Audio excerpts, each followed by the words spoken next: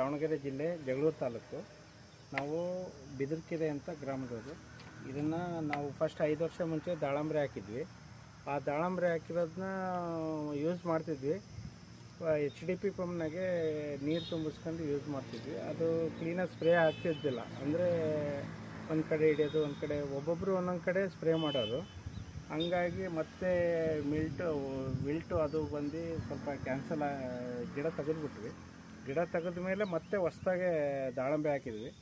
13-14 ತಿಂಗಳಾದಮೇಲೆ ಮತ್ತೆ ವಿಚಾರಿಸಿದ್ವಿ ಯಾವ ಟೈಪ್ ಮಾಡ್ಬೋದು, ಏನು ಮಾಡ್ಬೋದು ಅಂತ.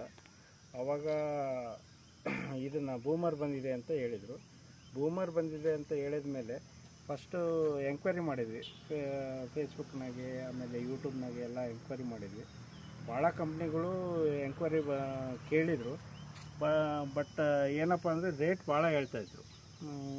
ಇದಕ್ಕೂ ಅದಕ್ಕೂ ಸುಮಾರು ರೇಟ್ ಹೇಳಿದರು.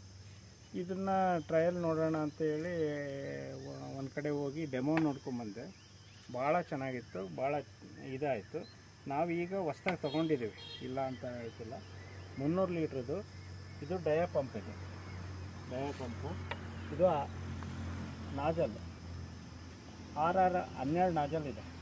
ನಾವು ಎಕ್ಸ್ಟ್ರಾ ಹಾಕ್ಸ್ಕೊಂಡಿದ್ದೀವಿ ಒಂದೊಂದು ನಾಜಲ್ಲು, ಗಿಡ ದೊಡ್ಡದಾಗಿದೆ ಅಂತ.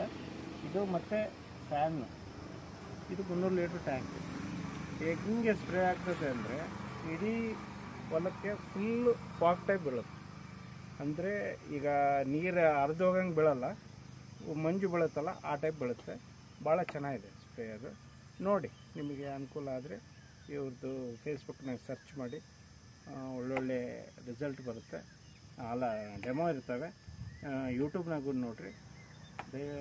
ನೋಡಿಬಿಟ್ಟು ನೀವು ಅನುಕೂಲ ಆದರೆ ತೊಗೊಳ್ಳಿ.